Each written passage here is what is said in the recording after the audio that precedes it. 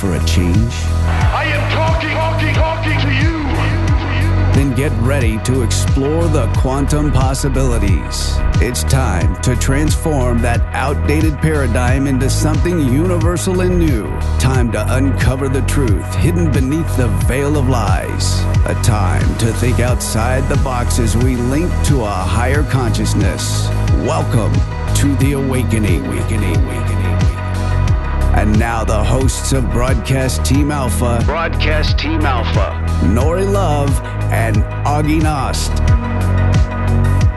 Well, hello, enlightened equinox escapaders. How are you guys? How's it going? It's Tuesday night and we are so happy to be here. We have a really great guest tonight. But before Augie tells you about him, I just want to thank you. I want to thank you so much. You know, gratitude is one of the main ingredients in manifesting. So I love to flow it everywhere. So I just want to flow it your way and thank you so much for being here on Tuesday nights. Thank you for following us on broadcastteamalpha.com. Thank you for those of you who have joined us at the Mastermind Connection on Sunday. I'll tell you more about that. And thank you for those of you who have donated or sent in PayPals to support the show. Deeply appreciated, you know, especially during the crazy times that we're in right now. So if you would like to join us at the Mastermind Connection, we meet every Sunday and it's an amazing, ever-growing group of people where we come together and we decide what our intention for the day is.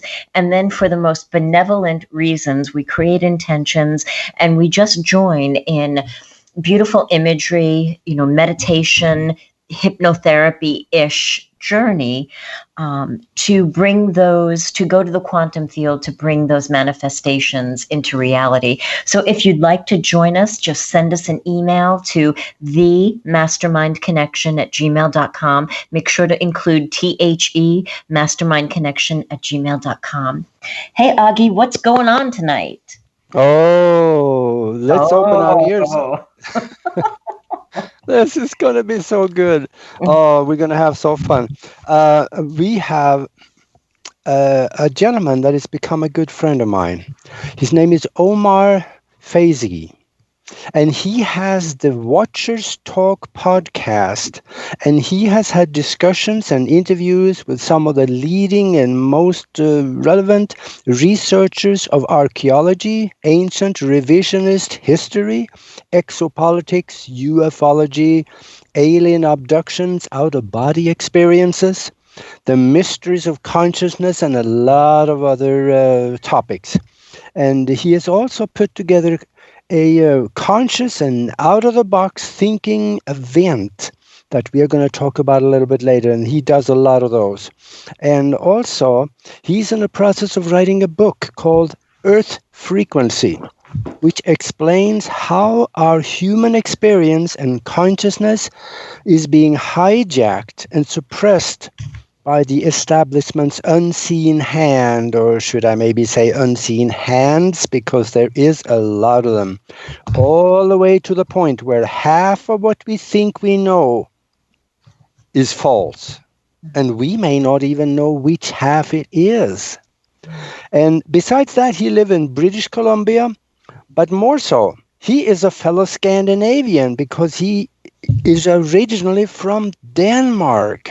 Hello, Omar. Welcome to the show. Welcome, Omar. Hi, guys. How's it going? Hi. Hey, there you are. You scared us. Good to have you here. Thanks for being with us. Yeah, thank you very much. Hi, Augie. Hi, Nori. Thanks for having me on. This is fantastic. Really exciting. And our chat room is usually really active. So if you guys want to, you know, ask any questions during the evening, you know, just type them in and Tina will get them to us. So, wow. Consciousness. Shall we talk about that, or where do you guys want to start? Yeah, absolutely. I'm good to start wherever you guys are. I was going to say, Augie just said that, 50% of what we know may not be true. And, I would have to agree with that. And and more so add to it that possibly the number is much higher than that, right? Going up into 70 to 80% of what we've been taught in our academia and our school systems is just false information. A lot of it is. Wow. Yeah. I had a feeling it was more than 50%. Yeah. Yeah, I was being polite. Well, the thing about it is that when I had my 2 TV shows in Tucson, I had a reward out there for anybody that can prove me wrong on anything. When I said that most of what the government is telling us is either a lie or attached to one. And nobody challenged it. Yeah, There you go. And with that being said, I don't want to, really get political or anything, but that's a great point that you made there.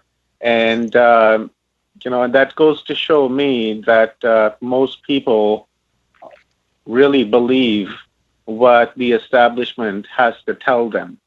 And they're stuck in this bubble of this false reality, false illusion, which is really dictating their perception and their human experience. Well, I wonder now, because, so many people are raising their level of consciousness, right? Awakening. I think a lot more people aren't taking, the spoonful of lies anymore.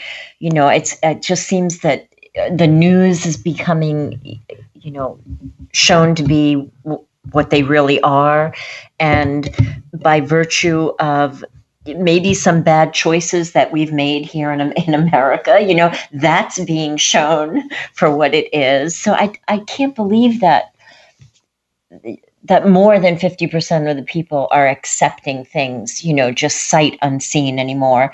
What do you think? I believe that as well. This COVID, if we want to, look at it from the balanced side, the positive thing of it has been that people have had the time to reflect over the past year and, really look inwards and try to answer some questions. And then the media, what they've been presenting over the course of the last year, they've been contradicting themselves again and again and again. And, and people are waking up to that. And I find that the people that I'm conversing with, there's a lot more new people that are like coming to my Instagram or to my Facebook that are like first timers, right? They're beginning to ask questions and really don't know where to go. So that has been increasing over the course of last several months. So that's a good sign. Yes. That just shows that people have had enough, and this bubble is bursting. Right, yeah.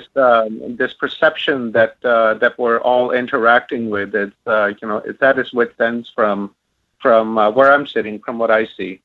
Yeah, you mentioned one time earlier we talked that our perception of reality has been hijacked. Maybe I didn't quite understand what did you actually mean by hijacked? How could they do that? Well, that's a really complex question, Augie, and I go into a long detail in my book Earth Frequency. And in short, what's happening is that we're being transmitted a frequency, and that frequency is it's not vibrating well with us, and it's causing us to be in the mentality that we have been over the last several years or several thousand years of hoarding, warfare, murder, things like that, because humanity wasn't like that previously, prior to say the Younger Dryas impact, whatever's happening there, right? The last ice age when it began to melt. Prior to that, humanity wasn't like the way we are today, very war-minded, and that's the hijack that I'm talking about. And this frequency that causing us to do this is, it's kind of really difficult to explain in short, really, where, our vibration is being distorted in a manner in which is confusing us. And we're behaving in the trained fashion that we've been trained in for the last bunch of thousands of years. Mm-hmm. Yeah, I think when we are...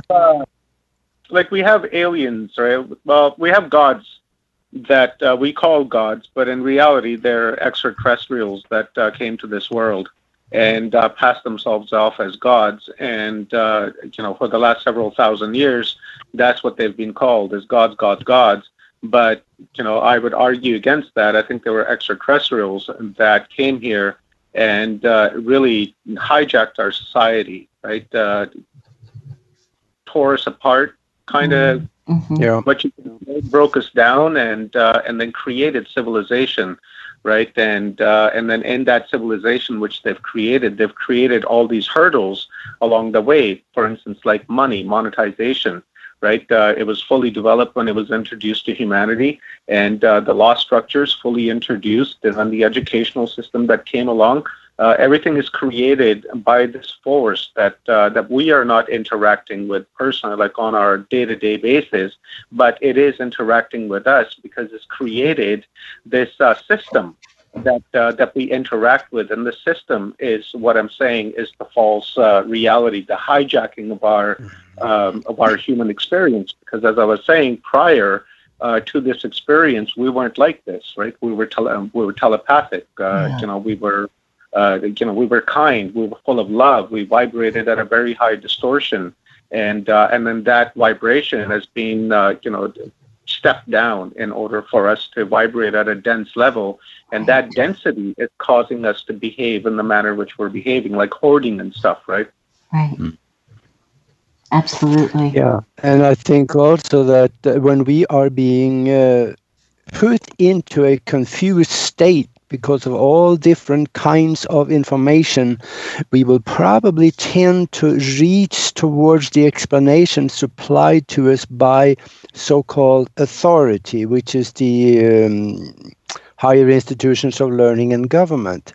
And people have been brainwashed into believing that whatever they tell us, that in the media, is true. And once that mirror cracks and breaks, we are seeing what we are having right now. People are coming out of the box. Definitely. Indeed they are. Yeah, absolutely, Augie. And, I would also would have to say that, humanity in general is suffering from a number of different, illnesses, I would suppose it would be. One would be Stockholm Syndrome. Mm-hmm. We're in love with people that rule us. Number two, and the most important one, is that we're stuck in the double think process. The double think is that, we believe everything that the government has to tell us, but when you're sitting around a dinner table in somebody's house and you ask them about the government, they tell you that they're a bunch of thieves and should be locked up. Right. Right? So there's that double think right there. We need to expand beyond that and really go with our real feelings, which tell us that they're criminals and they're ripping us off, and whatever they have to tell us is just a bunch of lies, right? But Right. It's not happening like that, and that's really sad to see. But fortunately, this is happening now. People are beginning to really question that. Like, you can ask somebody like a year and a half ago, what do you think about the government? They would give you the answer that I'd said. And then COVID happened, and these guys are releasing daily press meetings, and everyone's just eating it up. Yeah. Yeah. Well, I remember when 9/11, the morning of 9/11, my father, who was the head foreman for Otis Elevator at the World Trade Center, that was his last job. So him and the whole crew put in all of the elevators, all of the escalators. He actually took me to the superstructure when I was a little girl and went up in the towers before they were the towers in chicken wire elevators. When the towers were going down, my father just sat there shaking his head going, no, they don't go down like that. And for a minute, I thought back to many conversations that he almost had at the dinner table when I was growing up, coming home to Long Island from Manhattan, wanting to talk about the government, wanting to talk about the lies, but almost like he was afraid to, and when I would look at my father, I thought, well, nothing scared him. So, I mean, even back then there was that double think, but the other side of it, the side where, I think they're crooks, like wasn't even uttered, and that's what I see shifting. Yeah, I find it interesting. I had the opportunity to visit the World Trade Centers when I lived in New York back in 1995 through to 97, and that was a magnificent place. I loved it. Right when I first showed up there, that was one of the first places I went to, and then after when I come back to Canada and 9/11 happened. And I was watching it happen on TV. At first, I thought it was like an Arnold Schwarzenegger movie, and then it like really it struck me of like what was happening, and my heart sank. Right, like even now as I'm speaking about it, I get goosebumps and shivers going up my back.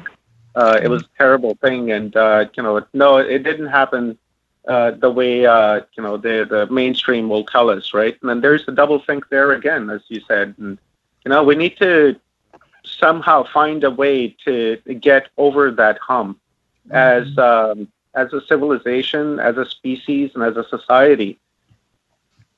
Agreed. Yeah. But what comes first? Do we return ourselves, to homeostasis, right, and undo a lot of the programming, right, before, back to the time when kindness was the prevailing emotion, when our vibration was higher and not so dense? Do we work on the density first, or do we, get into all that about the government? I mean, personally, I think it starts inward first, and then we can tackle the revolution or whatever this is. Yeah, absolutely. I agree. It has to start from the inwards. When you look inwards, it expands you to the outwards. My idea has always been that the more I understand of who I am and what I am and where I come from is going to help me better understand not only myself, but the society and the people whom I interact with on either a daily basis or through digital basis or through anything. The more you learn about yourself, then you know exactly where you're headed, right? Your path is set. So, for me, I think people need to begin to, first of all, understand their consciousness and begin to realize the power of, the consciousness and the power of thought. And through that power, we can, raise our vibrational distortion and change the environment with which we are engaged in, and then our thoughts will create that reality for us. And when it begins to create that reality for you, then and within your own household, that reality begins to change for everyone within the household, and then that spreads because everybody's interacting with other people around in their community, with their friends and their schools, and then it can spread like wildfire if we just begin to get interest in who we are and what we are. Because I find a lot of people don't have that interest. They just say, I'm too busy, right? I got rent to pay, I got food to buy, I got kids to pay for, kind of deal, right? I don't have time for that kind of stuff. I've heard lots and lots and lots of people say that I've tried to engage in coffee shops and stuff before this COVID happened, right? But I don't know, buddy. Yeah. I think you're exactly right, because I don't think a lot of people actually really understand how powerful our thoughts can be, especially if they are paired with strong intention, visual images, and so on. And if we join other minds in what we create, it is phenomenally powerful. And a lot of people don't understand that. It's not longer just a thought, it's an energy that can create. That's right. Exactly. It's an energy that manifests itself, right? The power of thought. Unfortunately, people, just really don't understand who they are, because when you ask someone, tell me about yourself, the first thing they say, I'm a drywaller, or, I'm a manager at Tim Hortons, or, it's something or other, right? And then that's what they identify as. Yes. But, you never hear the answer, in that I am a point of attention of the infinite consciousness exploring infinity, having a brief human experience. You never hear that. That's I just practice drywall to make ends meet, but that's not who I am. Right, right. And, there's a departure from your comfort zone, even if we're miserable, right, in who we are. And, I'm a drywall, I'm a nurse. There was a certain degree of comfort in the pain, right? When, like, I'm just a nurse, I identified myself as a nurse, a trauma nurse. That's all that my life, meant to me at the time. And then when I had to push past it, going, wait a minute, who am I really? There's a departure from your comfort zone that's really uncomfortable. But I love what you said before, that we have time to reflect during COVID. So, the things that I put out there first in any of my webinars or master classes is, who am I? Answer that question. Who am I? What do I believe in? And then once you get what do I believe in, here's the hard one. Is it true? Do I really believe it's true? That's the hard one, right? Absolutely. That is very hard, because you have to convince yourself, right? Because of the brainwashing that we've all had through our entire lifetimes. For me, I was, born into a Muslim family, and being raised, I was a Muslim until I was about, 12 or 13 years old. And I realized that that's not what I am. Right. Yeah. Right. I am not that. Right. I was fortunate enough to come across Eric von Daniken when I was a young kid in the library in school, and then and then following after that, I came across David Icke, which really blew my mind open, and I began to ask questions. And then I stepped away and stopped identifying myself with labels. Yeah. Right? Because that's all it is. They're all labels. And to break the brainwash is the hardest part, right? To answer, do I believe in this? Right? The only way I think to answer that question is to first detach yourself from the lifelong brainwashing. And once you've looked inwards and identified who and what you are, I think the answer for that question would be very clear, right? Is, yes, I do believe in this, and this is what I actually am, right? Not what is being dictated to me throughout my entire life, through the religious system, through the academia system, through the work system, everything that. Oh, we got only 20 seconds left of the show, so we're going to have to go to break. And when we come back, we'll talk about more like, and also the event that you're putting on. Hey, everybody. So good to be back with you. We have Pixie here tonight. Hopefully she's not going to make an appearance while I do shouties. Let's see. $1 worth is here. How are you? Haven't seen you in a little while. All Creatures Beautiful is here. Anne is here. Hi, Dana. High five. JC is here. Joe Marco is here. Hi, Karen. Leonard O'Neill is here.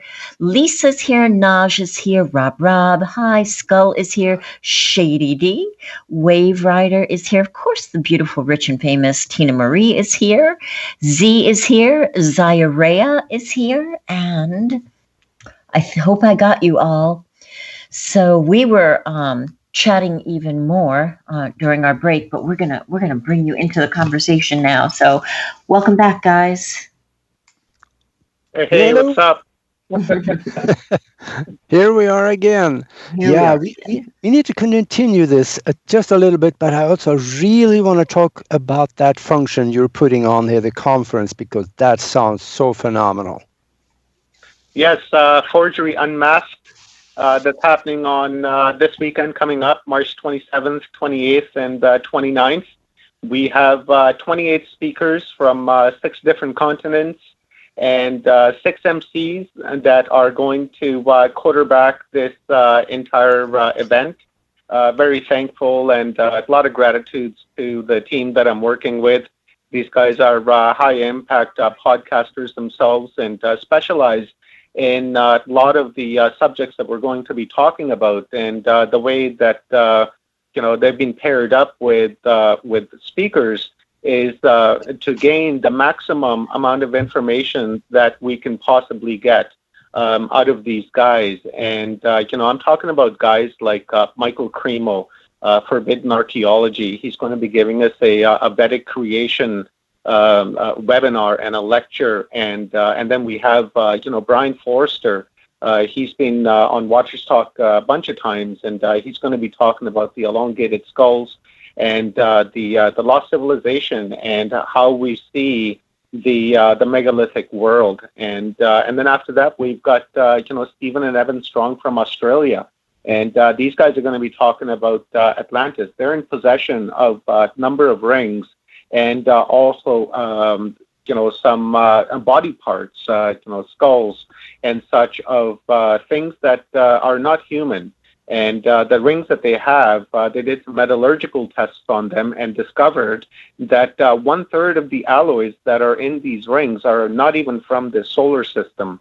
So we're going to get into that. And we got a guy like Michael Feely. Yeah, we got a guy like Michael Feely who is recognized as the Dan Brown, right? The Da Vinci Code, code breaker of ancient knowledge and esoterics and holy books and such that we have that we revere. It's going to be amazing. Then we have Brad Olson. He's an explorer, an author. He's been on the show Ancient Aliens many times. He's going to be talking about the anomalies of South America and a lot of megalithic sites and other things that he's going to touch on. And then we have Dr. Smir Osmanovic. A lot of you may know that name from the Bosnia pyramids. But remember, this is a guy.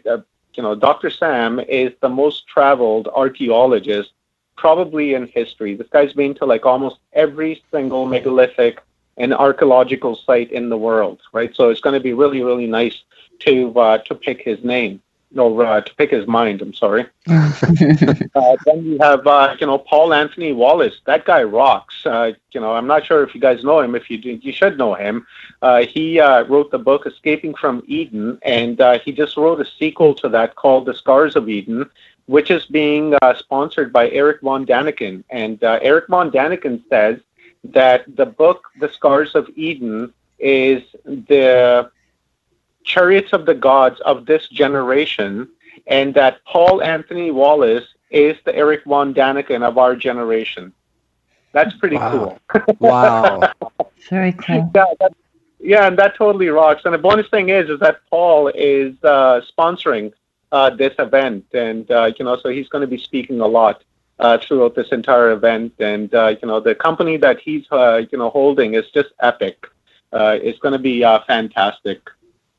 We got like 3 days of like hour after hour after hour of one-on-one interviews, presentations, lectures, webinars. We've got conscious music. We're going to be talking about food sciences, diet, nutrition, yoga, exercise. How to really have your avatar working at its peak efficiency, because when it's working at a peak efficiency, then you're going to be vibrating at a higher distortion, and when you vibrate at a higher distortion, your mind is more open to to other things. So Agi, this is going to be an excellent summit. And not to mention, Nori is going to be speaking at this event. She's going to be talking about hypnotism with our MC, Greg Bornstein. So that I'm really looking forward to that. And then you are talking about something totally groundbreaking as well. Yagi, you're talking about reverse aging, where what was that, in 2009? 3 scientists received Nobel Peace Prizes for this discovery, and then you've been working on that. So I'm really looking forward to hearing about that, because believe me, I want to extend my life and reverse my aging too. I'm going to be going to be like 47 on Tuesday. Okay, well, let's do this meeting again in 2087. This could be good. Yeah, in fact, I'm going to talk about another thing also, and that is that we don't really understand our environment we are in very well, down to the core. We understand what we see, but not what it really is, because there is some science, there is some scientific evidence that we do live in a matrix, a self-aware, holographically projected, mind-created universe. And there is some science to that. I'm going to talk about that. I'm going to explain how it works and why it works. And this is going to get deep and really interesting. Yeah, that's going to be really cool. I wish more people would, understand the fact that we are interacting with an artificial matrix, and our conscious thought that we have is transferred into this avatar, kind of like the movie Avatar, right? Mm-hmm. I think that's exactly what's happening in this universe and multiverses. But when you look at on a bigger picture and expand beyond that, even that matrix is in the mind of the consciousness, the infinite consciousness, right? It's just playing games with itself. That's how I see it, right? Like this that we're interacting with is just a mind game that it's playing with itself in its own mind, and its own mind is our mind. Yeah, maybe this whole thing is just a game, and by the time we're done with it, graduate and leave, then we'll laugh our southern ends off afterwards. Then look what we did. Yeah, I think it's exactly what it is personally. This is not about you right now. This is about. Yeah, and those of you out there who are, who want to, learn more about me or, learn more about what I do, you guys can catch me on YouTube under my name, Watchers Talk, and then on Facebook just under my name, Omar Faizi. Yeah. Yeah, I've been there. There's a lot of interesting stuff there, folks. You just got to go visit. And the shows that you're doing, the interviews that you're doing, your pick, you have some phenomenal names and subjects that you talk about. I wonder, how do you find all of these people? That's just phenomenal. That's I've just been fortunate, and I've been persistent over the last 6 years that I've been doing this. And, there's been times when I didn't stream, and times where I stream days at a time, one day after the other. Mm-hmm. And it just really depends, Augie. I'll only bring on people onto my platform that I've vetted and I've researched, or that I've heard about and I've seen them before. But, more importantly, it's through intuition and through my visual mind, right? Like I daydream, and then when I daydream, I think about things, and then I see things, and then that kind of just plays itself out throughout the day and throughout the week and throughout the months, and I somehow just come across these people that that I've never heard of before, and I look into them, or a friend will contact me and say, hey, you need to speak with this person or that person, and and then I go from from that to that, and then when I bring somebody on, I also like to make sure that I understand the subject which they're talking about, but I don't want to my entire objective when I started this was to learn and become self-aware and have that education for myself. I never thought that it would morph into what it actually has. And that's kind of, I want it to be a layman when I come into a conversation, right? I don't want to come in with outside thought or preconceived thoughts. I want to be a layman when I come in because I'm genuinely interested in learning, right? For instance, like hypnotism or Reiki or, nutrition or, it doesn't matter what it is, right? I'm a layman in all of these fields, and my goal is to learn. And that's what the entire goal for Watchers Talk is to learn for the layman, right? Because, the entire point is to bring on researchers and authors and stuff that are, have been researching this stuff for decades, right? And then pick their brain and to learn from them and to understand them and to try to forge our own reality in a positive way to have that positive human experience. And that's kind of what my quest is. Yeah. And that's how I keep finding all these people.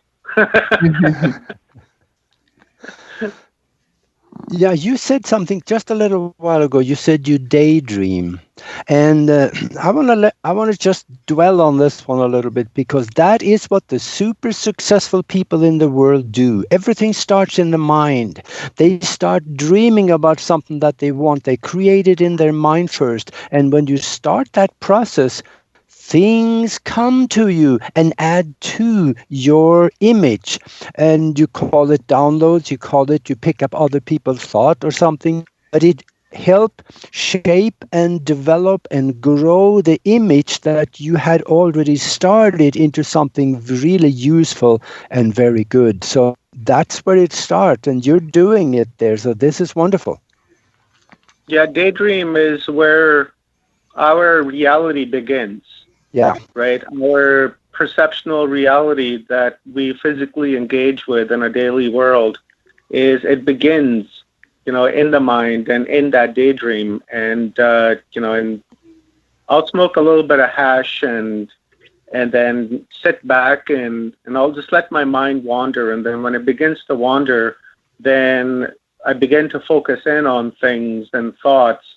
And then those thoughts become deeper, and I focus on those, and then I find that over the course of the next couple of weeks, whatever it was that I was thinking about, suddenly just presents itself to me, right? Mostly it's about just what I do, right? Just my mind is pretty engaged with that. So, if I'm thinking about something today, in my daydream, and a couple of weeks from now, I'll see it on my screen, and then when I do, it also connects with numerology and other signs and communication from the universe to let me know that what I was thinking about is what this is, and if I take this path and if I engage with whatever opportunity that came my way, then that's going to expand into something further. And I've really learned to read that and begin to understand what it actually is when the universe communicates with me. And it's helped me a lot. And and everybody can do this. Anyone can do this. We all daydream.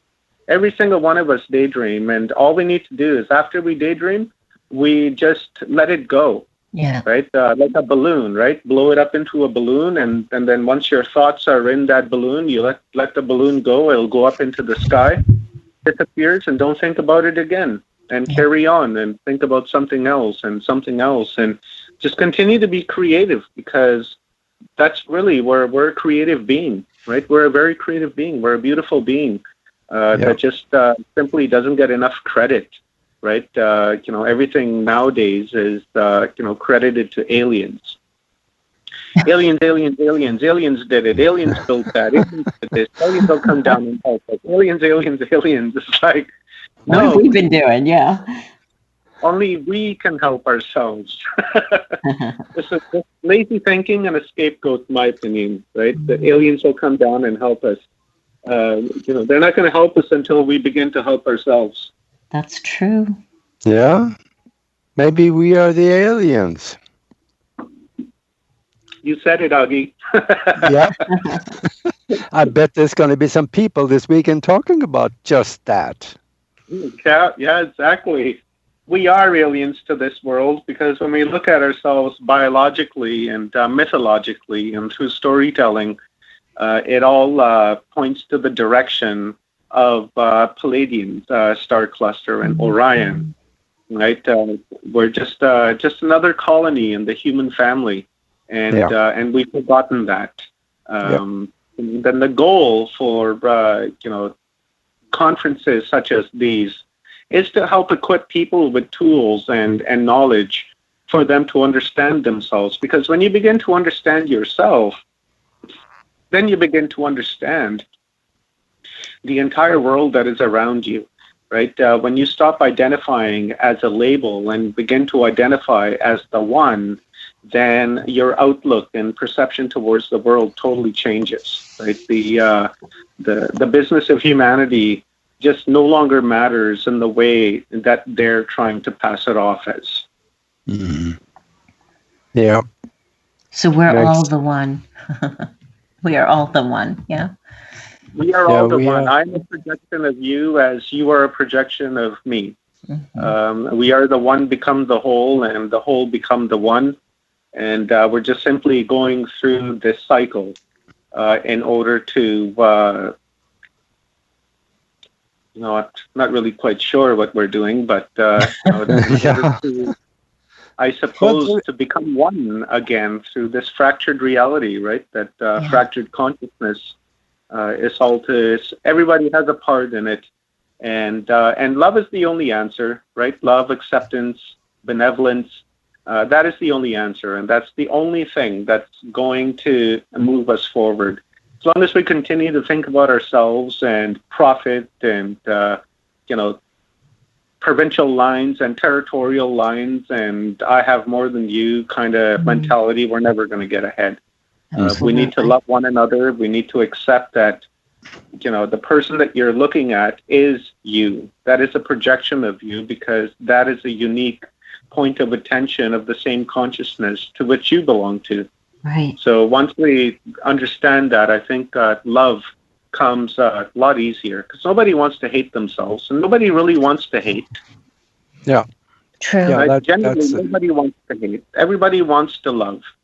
Yeah. It's just the stress of this thing that we're engaged with causes us to behave in a manner with which we would normally not behave in, right? And it's the stress that's causing us to do this. And I don't want to blame anything either, right? It's just one of the things that we have to deal with that's causing us to behave. I'll tell you about something I came across in my research a bunch of years ago. I saw a video of these two scientists, and they were showing these mice, and these mice were in a maze, and they would go through the maze, and they would go and find the food, and these mice were acting normal, and they were healthy and fine, and then these scientists emitted some sort of a frequency at this maze where these mice were. They wouldn't say what kind of frequency, but it was some sort of a frequency they, exposed these mice to. And these mice went from being benevolent to, becoming like really mean. And they were in a, confused state of mind, and they couldn't go through the maze. They couldn't find the food. And when they came across each other, they attacked one another. They fought with one another, and the moment that frequency was lifted from them, they went back to behaving normally. So my hypothesis, as I was saying earlier, about Earth frequency, is that we are being exposed to a similar type of vibrational frequency, which is causing us to behave in the manner with which we are carrying ourselves in. If we remove that frequency from us, we'll go back to the point of like the days when the Tower of Babel is spoken about. For myself, Tower of Babel is more about the one language. It's the language of thought, where we were able to telepathically communicate with one another anywhere on this planet. We were a single hive mind. And then, of course, we had more, local dialects, which we spoke physically, but, we also had the power of hypnosis. And then when that, or not hypnosis, but telepathy and telekinesis and things like that. And when the Tower of Babel, they say, was brought down or destroyed, to me, that is just a metaphor of saying is that is when our conscious mind was severed and that we could no longer communicate with one another. And also what that indicates to me is that it was probably about that time, some type of frequency coming from Saturn is the one that's, that became exposed to us. And then we began to behave in the barbaric fashions which we've behaved in for the last, so many thousands of years. Like they say, Alexander the Great. I don't see anything great about the guy because he's responsible for killing millions of people. Yeah. Right. Nothing great about the guy. Genghis Khan. They call him the greatest military tactician in history. But I don't find nothing great about going out killing millions of people. Right. And then that's the the behavior that we're engaged in. We're being forced to behave in this manner, so that we vibrate at a dense frequency, at a dense level, and then that energy that we emit is being harvested for food by the forces which we cannot see because they're vibrating at a different frequency and vibrating just slightly out of our visual range. Yeah, and, I see, Omar, we got less than 2 minutes left, so let them know where they can reach you and also where they can get to the conference and where they can get tickets to come and listen. Sure. You can get a hold of me on YouTube at Waters Talk, and on Facebook, just look me up, Omar Faizi, or just punch in Waters Talk even on Facebook, and my face will pop up. And to get tickets for the upcoming summit this weekend, go to Eventbrite and punch in Waters Talk, and my event will pop up. And or you can go to Crowdcast and do the same thing there. Put in Waters Talk, and my stuff will pop up. And really, that's beyond that. Maybe you can find me on when President Trump has his new platform out. Yeah, we'll all be there. Yeah, you can definitely find me there. And really beyond that, a lot of gratitude to you and Nori. This was a great conversation. I really enjoyed it. And, thanks for having me on your guys' show. Oh, thank you very much for being with us. We'll see you next week. Guys. See you next week. So thank you, Omar. You've been listening to Broadcast Team Alpha. Broadcast Team Alpha. Hosted by Nori Love and Augie Nost. Every Tuesday night at 5 p.m. Pacific, 8 p.m. Eastern, exclusively on the KCOR Digital Radio Network. The balance of power is shifting to a new paradigm. Will you be ready? For more information on Broadcast Team Alpha, as well as the hosts Nori Love and Augie Nost, please visit their website at broadcastteamalpha.com. Until next week, remember to keep those minds open while always exploring the endless quantum possibilities. Broadcast Team Alpha, over and out. This is KCOR Las Vegas, home of the Digital Radio Network, broadcasting from a shack just south of Area 51. Wait, that doesn't exist. This is the KCOR Digital Radio Network. Now for the news.